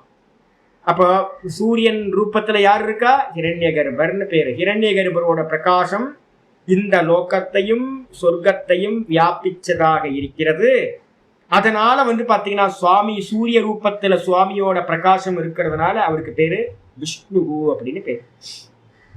அதுக்கப்புறம் கிரமநாத் வா அப்யகம். கிரமநாத் அப்படின்னா என்ன அர்த்தம் அப்படின்னு கேட்டீங்கன்னா வியாபிச்சு நிக்கிறதுக்கு பேரு கிரமணம் அப்படின்னு பேரு. சர்வத்தையும் வியாபிச்சு இருக்கிறதுனாலையும் அகம் பார்த்த எனக்கு பேரு விஷ்ணு அப்படின்னு பேர். அதிகமான பிரகாசத்தை உடையதாலும் சர்வத்தையும் வியாபிச்சு இருக்கிறதுனாலையும் என்னுடைய பெயர் எனது விஷ்ணு என்று சொல்கிறார்கள் அப்படின்னு வந்து பாத்தீங்கன்னா பகவானே மகாபாரத்தை சொல்லியிருக்காரு. இதுக்கப்புறம் 658வது நாமம் வீரகா. வீரகன்றதுக்கு அர்த்தம் வந்து ஏற்கனவே வந்தது. வீரகன்றதுக்கு அர்த்தம் வந்து வீரம், பராக்கிரமம் அப்படின்னு பேர். வீரம்ன்றதுக்கு அர்த்தம் என்னன்னா பின்னாடி போகாம, பயந்துகிட்டு பின்னாடி போகாத தன்மைக்கு பேரு வீரக அப்படின்னு பேர். நமக்கு வந்து பாத்தீங்கன்னா எதையாவது வந்து பாத்தீங்கன்னா வைல்டு அனிமல்ஸ், ஏதாவது நாயே நமக்கு பயந்தாங்க. நாய் வந்து தெருவில் அந்த கார்னர்ல நிற்குதுன்னா இந்த கார்னர்ல நம்ம திரும்பி வேற பக்கம் போயிடுவோம். அப்ப வீரமான்னு கேட்டீங்கன்னா வீரம் இல்லை. நாயா அப்படின்னா வந்து பாத்தீங்கன்னா எனக்கு ஒரு சிஸ்டர் இருந்தாங்க. என்ன பண்ணுவாங்கன்னா சின்ன வயசுல வந்து பாத்தீங்கன்னா நாய்னா எனக்கு சரியான பயம். ஏதோ ஜென்மத்துல நாய் ரொம்ப கடிச்சிட்டு போல இருக்கு. நான் என்ன பண்ணுவேன்னா தெருவு அந்த ஸ்ட்ரீட்ல நாய் இருக்குன்னா 4 ஸ்ட்ரீட் கிராஸ் பண்ணி தான் சுத்தி போவோம் ஸ்கூல் போகும்போதெல்லாம். சின்ன பையன் 4ஆம் கிளாஸ் 5ஆம் கிளாஸ் போகும்போது என்னோட சிஸ்டர் வந்து பாத்தீங்க அப்படின்னா ஐயோ லீவ் சரீரம் வாடா பார்த்துருவோன்னு கை பிடிச்சி தரன்னு இழுத்துட்டு போவோம். இந்த நாய் 2 குலைச்சுன்னா அது வந்து 4ஆம் கிளாஸ் என்னோட 2 கிளாஸ் 3 கிளாஸ் அதிகம் தான், அது அவ்வளவுதான். ஆனா நாயை பார்த்துச்சுன்னா வந்து பாத்தீங்கன்னா நாய் மிரண்டு ஓடும். சிஸ்டர் வந்து பாத்தீங்கன்னா இந்த பக்கம் வர மாட்டாங்க, பாத்துருவோம் வாடா அப்படின்னு முன்னோக்கி போகும். எனக்கு அப்படியே பயமா இருக்கு நமக்கு. எப்படி போற நீ அப்படின்னா நாயா நம்மளான்னு பாத்துருவோம் அப்படின்னு. பாருங்க சின்ன வயசுல சில பேருக்குலாம் வந்து அந்த பராக்கிரமம் இருக்கும். நம்ம வந்து பயந்தாங்குழியா இருக்கும். பராக்கிரமம்ன்றதுக்கு அர்த்தமே என்னன்னா புறம் முதுகிட்டு ஓடாமை, எதையும் பார்த்து பின்வாங்காமை. அப்ப வீரன்றதுக்கு அர்த்தம் வந்து பராக்கிரமம்னு அர்த்தம் எடுக்கலாம். ஆனா வந்து பாத்தீங்கன்னா ஆச்சாரியார் இங்க என்ன பண்றாரு, ஏற்கனவே பராக்கிரமம்ன்ற அர்த்தம் எடுத்தாச்சு. இப்ப வந்து பாத்தீங்கன்னா ஆஞ்சலிக்கா மேல வரும் வாக்கிங் பண்றதுக்காக, சாமி அப்படின்னு நான் மெதுவா வாக்கிங் பண்ணிக்கிட்டே என்ன பண்ணுவேன், கீழே டெரஸ்ல இருந்து கீழே எட்டி பார்த்தா சாமி சாமி சாமி அப்படின்னு. ஏன்னு கேட்டீங்கன்னா நிறைய பேருக்கு வந்து கீழே பார்த்தா பயம். ஹைட்ல இருந்து கீழே பார்த்தோம் அப்படின்னா நிறைய பேருக்கு பயம் வந்து பாத்தீங்கன்னா சொல்லும், இந்த காலில் வந்து இந்த கெண்டங்கால் இருக்குல்ல அது வந்து பாத்தீங்கன்னா ஷேக் ஆகும், கால்லாம் ஷேக் ஆகும். பாருங்க சுவாமி என்னோட காலில் ஷேக் ஆகுது அப்படின்னு ஆஞ்சலிக்கா காட்டு பார்த்தா அப்படியே கம்பனம் ஆகும். என்ன பயம். அந்த பயம் வந்து பாத்தீங்கன்னா பை பர்த்லயே நமக்கு வந்து பாத்தீங்கன்னா ஒவ்வொரு விஷயத்துல ஒரு பயம் இருக்கு.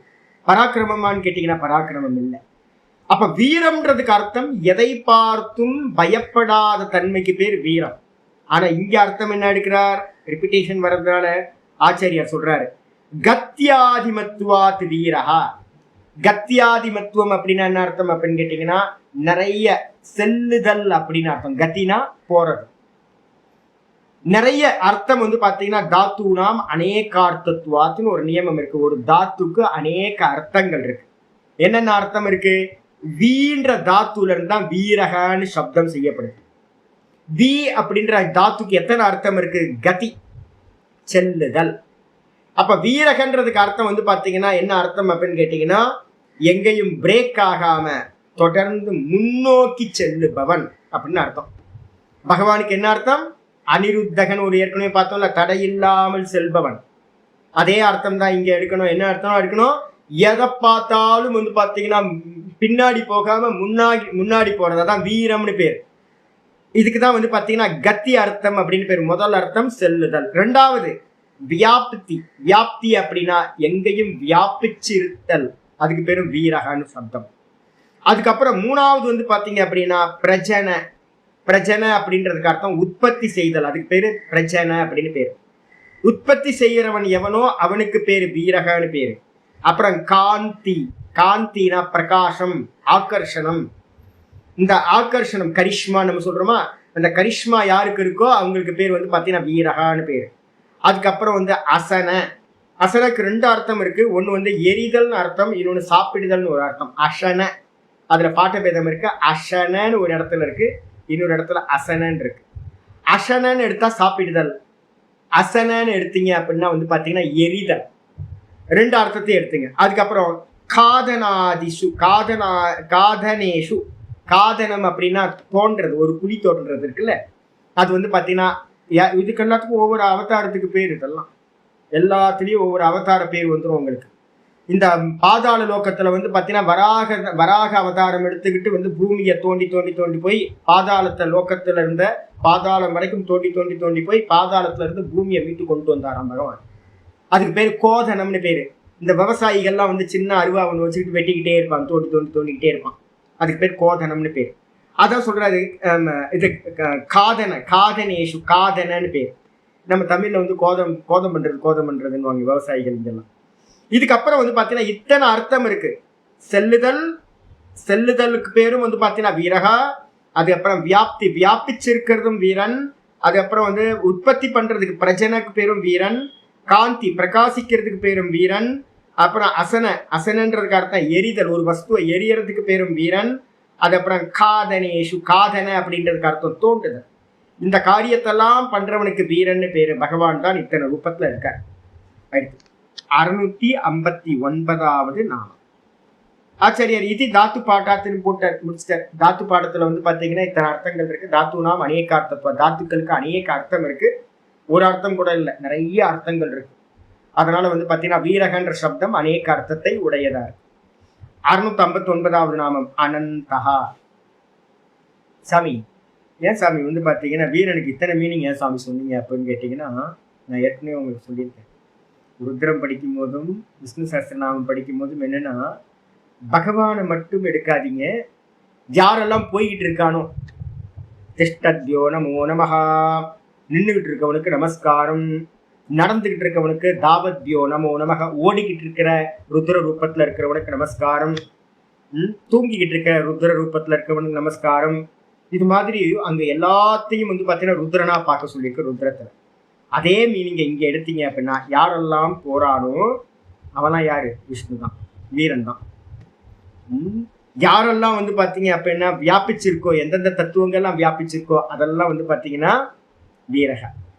அதே நேரத்துல வந்து பாத்தீங்கன்னா பிரஜனை, யாரெல்லாம் உற்பத்தி பண்றானோ, பிரஜன சக்தியா இருக்கிறதே வந்து பாத்தீங்கன்னா யாருன்னா காம ரூபத்துல இருக்கிறது பகவான்.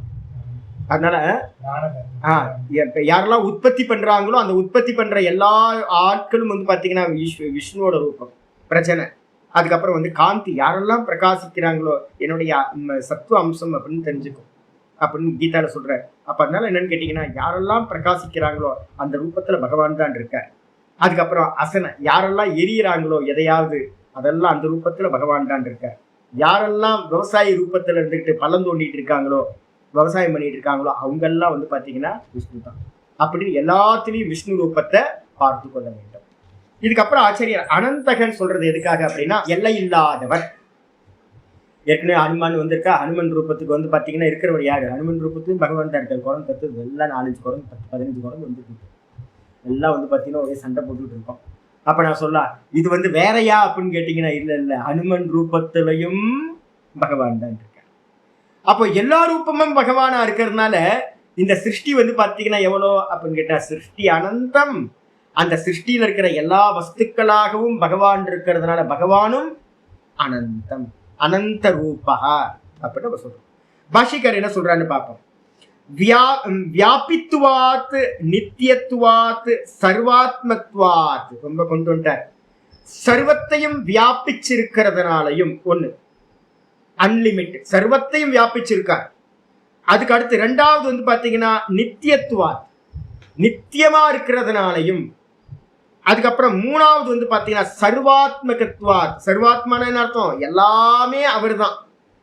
குரங்கு, நாய், பேய், மனுஷன், அசுரன், இந்த உலகத்துல எதெல்லாம் இருக்கோ. ஏன் அப்படின்னு கேட்டீங்கன்னா பகவான் தானே அகம் பகுஷ்யாம் பிரஜா ஏன்னு சகங்கல்பம் பண்ணிக்கிட்டு நான் பலவாக ஆவேன் அப்படின்னு அவர் தானே ஆனாரு. அப்ப வந்து பாத்தீங்கன்னா அவர் எப்படிப்பட்டவர் அப்படின்னா எல்லை இல்லாதவர். ஆச்சரியர் சொல்றாரு வந்து பாத்தீங்கன்னா எல்லாமா இருக்கிறதுனாலயும் அனந்தகன் சொல்லிட்டு தேசத்தக காலத்தக வஸ்துதச்ச அபரிச்சின்னா, முக்கியமானதுதான். தேசத்தினால லிமிட் ஆகிறது பகவான் இல்லை. பகவான் வந்து பாத்தீங்கன்னா அப்ப என்ன அர்த்தம்? பரம்பாவம் அபரம்பாவம் ரெண்டு எடுத்துக்கிட்டு இருக்கோம். பரம்பாவம் அப்படின்னு எடுத்துக்கிட்டீங்கன்னா மேலானது, அதுதான் இங்க அனந்தகன் சொல்லுது. அதே நேரத்துல அபரம்பாவம் எடுத்துக்கிட்டீங்கன்னா என்ன அர்த்தம்? கிருஷ்ணன், ராமன் அப்படின்னு எடுத்துக்கிட்டீங்கன்னா கிருஷ்ணன் எங்க இருந்தான்? மதுரா பிருந்தாவனத்துல இருந்தான். ராமன் எங்க இருந்தான்? அயோத்தியால இருந்தான். அப்ப தேசத்துல லிமிட் ஆயிட்டாங்களா? திருவண்ணாமலையில ராமன் இல்ல, கிருஷ்ணன் இல்ல. எங்க இருந்தாங்க? அயோத்தியாலையும் மதுராபுரியிலையும் தான் இருந்தாங்க. அப்ப வந்து பாத்தீங்கன்னா அவங்க எல்லா இடத்துலயும் இல்ல கிருஷ்ணரும் ராமரும். அப்ப என்ன அர்த்தம்? கிருஷ்ணர் ராமர்ன்ற ரூபங்கள் எல்லாம் வந்து பாத்தீங்க அப்படின்னா என்னது? தேசத்தினால லிமிட் பண்ணப்பட்டது. காலத்தினால லிமிட் பண்ணப்படுறது எது அப்படின்னு கேட்டீங்கன்னா எல்லாத்துக்கும் date of birth, date of death இருக்கா? எந்த யுகத்துல ராமர் வந்தார், எந்த யுகத்துல கிருஷ்ணர் வந்தார் அப்படின்னும் போது யுக கணக்கு சொல்றோமா? அப்ப இந்த கலியுகத்துல இருந்தாங்களா? இல்ல. கலியுகத்துல இல்ல. சத்தியயுகத்துல இருந்தாங்களா? இல்ல. துவாபரத்திலையும் திரேதா யுகத்திலையும் தான் வந்து பாத்தீங்கன்னா 2 பேர் வந்தாங்க. அப்ப அவங்க வந்துட்டு போயிட்டாங்க. அவங்க காலத்தினால பரிச்சின்னமா லிமிட் ஆயிட்டாங்க. அதுக்கப்புறம் வந்து பாத்தீங்கன்னா வஸ்து தஸ்ச, இவர் தான் கிருஷ்ணர், இவர் தான் ராமர்ன்றோம். ராமரை கிருஷ்ணர்னும் கிருஷ்ணரை ராமர்னு சொல்லல. 2 பேர் அவதாரம் தான். இருந்தாலும் வந்து பாத்தீங்கன்னா ராமர் வேற, கிருஷ்ணர் வேற, நரசிம்மமூர்த்தி வேற அப்படின்னு ஒவ்வொன்றையும் தனித்தனியா சொல்றோமா? அப்ப வந்து பாத்தீங்கன்னா இது அது இல்லை, அது இது இல்லை. அப்போ வந்து வஸ்து பேதமும் வந்து பாத்தீங்கன்னா 3 வேற வேற வேறன்னு சொல்றோம். அப்போ இந்த உலகத்துல வந்து சகுண ஈஸ்வரனா இருந்தாலும் கூட வந்து பாத்தீங்க அப்படின்னா தேசத்தாலும் காலத்தாலும் வஸ்துவினாலும் வந்து பாத்தீங்கன்னா பரிச்சின்னப்படுத்தப்படுகிறார்கள். பரிச்சின்னம் என்ன அர்த்தம்? வரையறை செய்யப்படுகிறார்கள். லிமிட் பண்றோம். பரமஹம்சானந்தர் எங்க இருக்கார்? திருவண்ணாமலையில இருக்கார். எப்ப கிளாஸ் எடுக்கிறார்? 4ல இருந்து 5:15 வரைக்கும் பாடம் எடுக்கிறார். டைம் வந்துருது. எவ்வளவு நாளா பாடம் எடுத்துட்டு இருக்கார்? 2 வருஷமா பாடம் எடுத்துட்டு இருக்கார். 3 வருஷமா பாடம் எடுக்கிறார். எவ்வளவு நாள் இருக்கார்? 12 வருஷத்துக்கு 15-16 வருஷம் ஆச்சு திருவண்ணாமலைக்கு அவர் வந்து. அப்ப காலம் வந்துருச்சு, தேசம் வந்துருச்சு. அதுக்கப்புறம் பரமஹம்சானந்தா வந்து பாத்தீங்கன்னா நாத பிரம்மம் இல்லை, நாத பிரம்மம் பரமஹம்சானந்தா இல்லை. அப்ப அவர் வேற இவர் வேற, வஸ்து பேதம் வந்துருச்சு. அப்ப இந்த உலகத்துல இருக்கிற சர்வமும் ஈஸ்வரன் வரைக்கும், சகுண ஈஸ்வரன் வரைக்கும் எல்லாத்தையும் தேசகால வஸ்துக்களால என்ன பண்ணலாம்? வரையறை செய்ய முடியும், லிமிட் பண்ண முடியும். ஆனா எந்த வஸ்து வந்து பாத்தீங்க அப்படின்னா தேசத்தாலும் காலத்தாலும் வஸ்துவினாலும் அபரிச்சின்னமா இருக்கோ, வரையறை செய்ய முடியாதா, லிமிட் பண்ண முடியாததா இருக்கோ, அதுக்கு பேர் தான் அனந்தகான்னு பேர். அப்ப எதுவா இருக்கும்? அனந்தகன்றதுக்கு அர்த்தம் நிர்குண நிராகாரம் தான் அனந்தக. எல்லை இல்லாதது அப்படின்னு வரிசையா நான் சொன்னேன்ல. பூமியை காட்டிலும் அதிகம் ஜலம், ஜலத்தை காட்டிலும் அக்னி, அக்னியை காட்டிலும் வாயு, வாயுவை காட்டிலும் ஆகாசம், ஆகாசத்தை காட்டிலும் வந்து பாத்தீங்கன்னா பஞ்ச தன்மாத்திரைகள், பஞ்ச தன்மாத்திரைகள் காட்டிலும் பிரம்மா, பிரம்மாவை காட்டிலும் விஷ்ணு, விஷ்ணுவை காட்டிலும் வந்து பாத்தீங்கன்னா ஈஸ்வரன், ஈஸ்வரனை காட்டிலும் வந்து பாத்தீங்கன்னா மாயா, மாயாவை காட்டிலும் சுத்த பிரம்மம் தான் அனந்தம் அப்படின்னு சொல்ல வச்சு. இத வந்து பாத்தீங்கன்னா மந்திரம் தெளிவா சொல்லுது. சத்தியம் ஞானம் அனந்தம் பிரம்ம, சத்தியம் ஞானம் அனந்தம் பிரம்ம.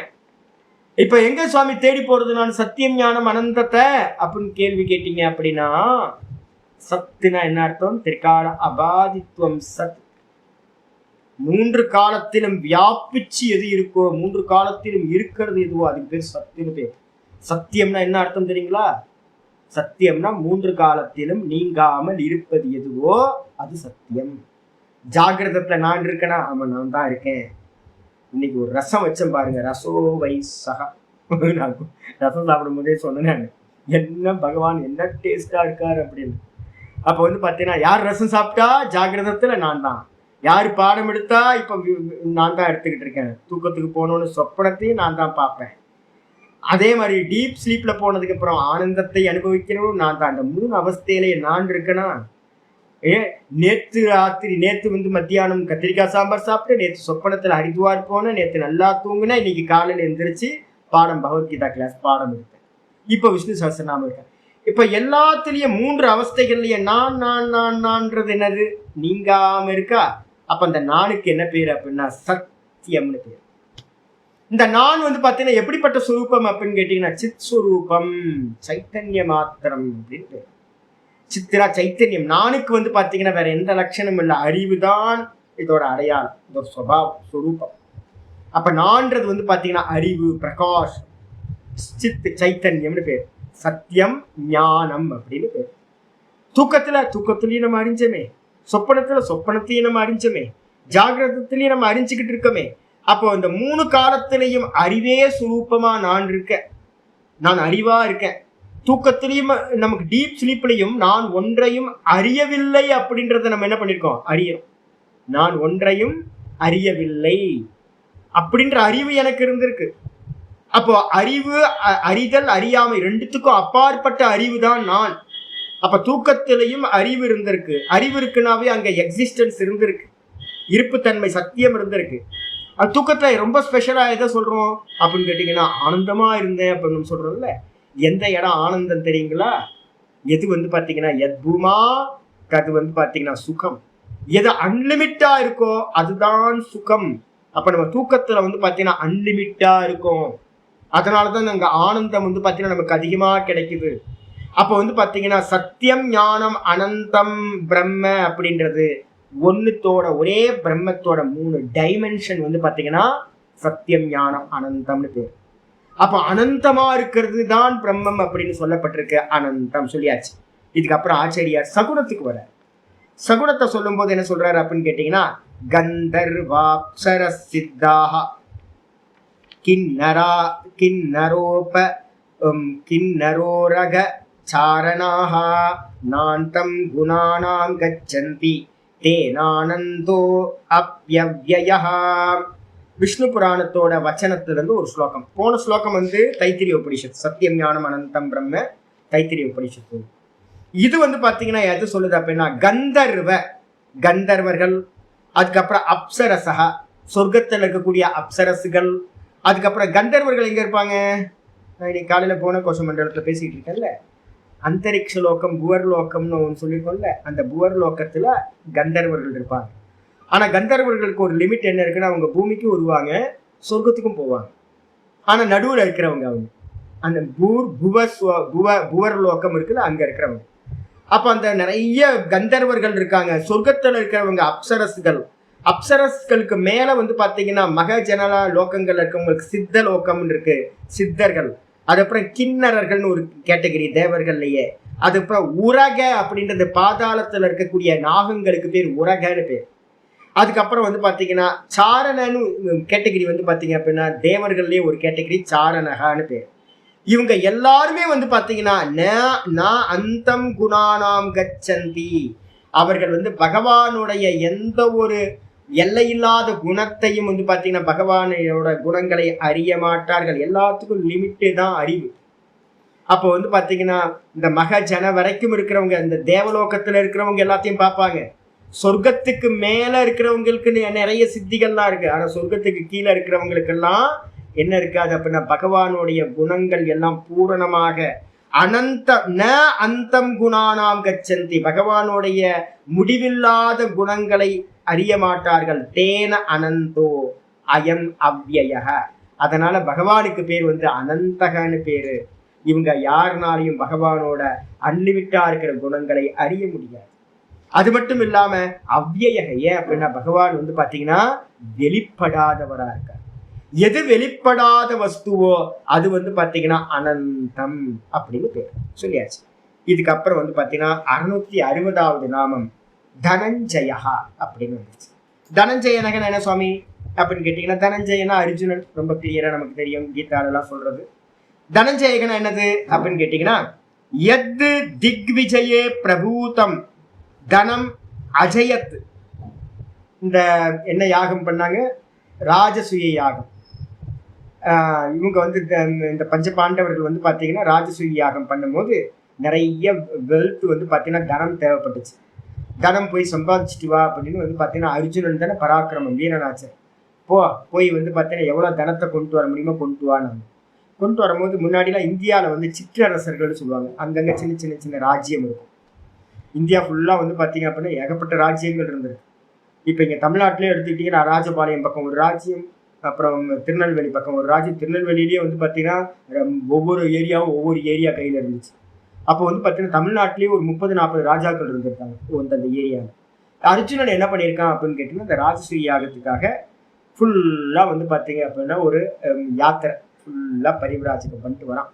எல்லா ராஜாக்கள்கிட்டையுமே பணம் கொடுன்னு கேட்கறது. எவனாவது கொடுக்க மாட்டேன் அப்படின்னா போட்டு அடித்து உதச்சி அவனை வந்து வின் பண்ணி அவனோட ராஜ்யத்தை பிடிச்சிக்கிறது. அதனால அர்ஜுனன்னாவே எல்லாத்துக்கும் பயம். அர்ஜுனன் வந்து பார்த்தீங்கன்னா ராஜசூய யாகத்துக்கு பணம் கேட்கறான் அப்படின்னா எல்லாம் அள்ளி போதுன்ற அளவுக்கு கொடுத்துருக்காங்க. அப்ப தனத்தை வந்து பார்த்தீங்கன்னா என்ன பண்ணியிருக்கான் அர்ஜுனன்? எத்து திக் விஜயே, அந்த திக் விஜயம் அப்படின்னா ஃபுல்லா நாடு ஃபுல்லா போயிருக்கான் அரசர்கள்ட்ட. அதுக்கு பேர் திக் விஜயம் பண்றதுன்னு பேர். அந்த திக் விஜயத்துல பிரபூதம் தனம், நிறைய தனத்தை வந்து பாத்தீங்க அப்படின்னா என்ன பண்ண? அஜயத் வெற்றி கொண்டான்.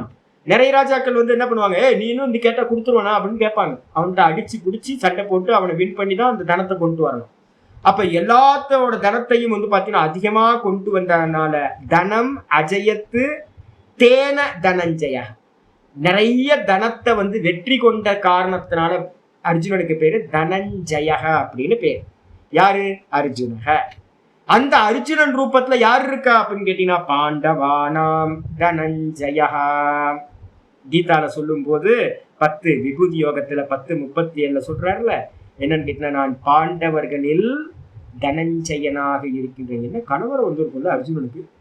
அர்ஜுனனை பார்த்து எதுக்கு அர்ஜுனனை வச்சுக்கிட்டு நான் பாண்டவர்களில் அர்ஜுனனாக இருக்கிறேன் அப்படின்னா, என் முன்னாடி யாராவது வந்து நான் வந்து பார்த்தீங்கன்னா பகவான் வந்து என் முன்னாடி வந்து நான் வந்து பார்த்தீங்கன்னா பரமஹம்சானந்தாவா நான் இருக்கேன் அப்படின்னா எனக்கு என்ன கலவரம் வரும்? அப்போ நான் பகவான் தான் வந்து பார்த்தீங்கன்னா நானா பரமஹம்சானந்தாவா இருக்கேன் அப்படின்னு சொல்லிட்டாருன்னா என்ன கலவரம்? ஏன்னா என்னோட எக்ஸிஸ்டன்ஸ் என்ன ஆகுறது?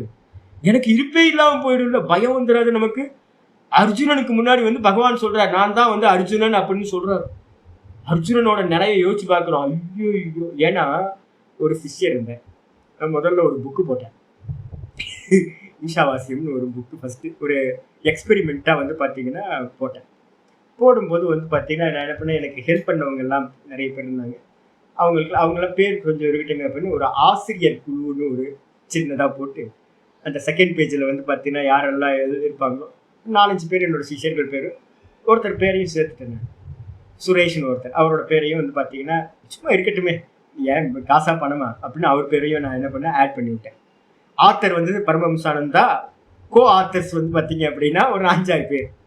இதில் வந்து என்னோட சிஷ்யர்களாக இருக்கிறவங்க 3 பேர் ரொம்ப போயிட்டு சுவாமி இதெல்லாம் வேணாம் சாமினாங்க. வேணான்னு இல்லைச்சு இருக்கட்டும் அப்படின்னு போட்டாச்சு. இவர் என்ன பண்ணாரு, ஒரு 6 மாதம் கழிச்சு நான் தான் பரமஹம்சானந்தான்ட்டு. போகிற இடத்துல நான் எங்கேயும் போக மாட்டேன், நான் எங்கேயும் வெளியில் எந்த விவகாரமும் இல்லை, என்னை பற்றி என்ன வெளியில் என்ன விவகாரம் நடந்துட்டு இருக்குன்னு கூட தெரியாது, எனக்கு எதுவுமே தெரியாது. அப்போ வந்து இவர் என்ன பண்ணியிருக்காரு, இவர் தான் வெளில போயிட்டு புக் ஃபேர் அது இதெல்லாம் போயிட்டு வந்தார். எல்லாம் பண்ணிட்டு அவர் என்ன பண்ணாரு, தான் பரமஹம்சானந்தான் எல்லா இடத்தையும் சொல்லிட்டேன். ஒரு நாள் வந்து பார்த்தீங்கன்னா என்னை தேடி ஒருத்தர் வந்து வீட்டுக்கு வர்றாரு. வீட்டுக்கு வந்து என்கிட்டயே கேட்குறாரு, சாமி பரமஹம்சானந்தா எங்க, அவரை பார்க்கணும் அப்படின்னு. பரமஹம்சானந்தாவை பார்க்கணுமா? ஏங்க நான் தாங்க பரமஹம்சானந்தா. இல்லை சாமி நீங்கள் இல்லை சாமி.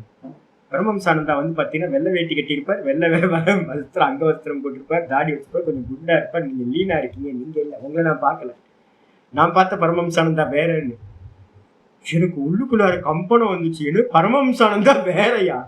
டப்ளிங்கா பண்ணி வச்சிருக்கோம், குளோனிங் ஏதாவது நடந்திருக்கா என்னன்னு தெரியல. பரமஹம்சானந்தா. அதுக்கப்புறம் சிஷ்யர் வராரு, இவர் தான் பரமஹம்சானந்தா அப்படின்னு. என்ன கலவரம் வந்துச்சுன்னு தெரியுங்களா? நம்மளை இன்னொருத்தன் வந்து நான் சொன்னாவே நமக்கு ஏகப்பட்ட கலவரம் வருது அப்படின்னா, சாட்சாத் பகவான் அர்ஜுனனுக்கு முன்னாடி நின்னுகிட்டு நான் தான் அர்ஜுனன் அப்படின்னு சொன்னா அர்ஜுனனோட எக்ஸிஸ்டன்ஸ் என்ன ஆகும் புரியுதா? அத்வைத்தம் ஏன் வந்து பாத்தீங்கன்னா துக்கம் தரக்கூடியதுன்னு உங்களுக்கு புரியுதா?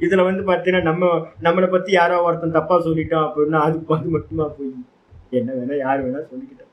எல்லா ஒப்பீனியன்ஸுமே என்னது எல்லாமே மனோவிகார வைத்து, இது எல்லாம் மனோவிகாரம், எல்லாம் போய் எல்லாம் பகவான் மட்டும்தான் சத்தியம் அனந்தம்.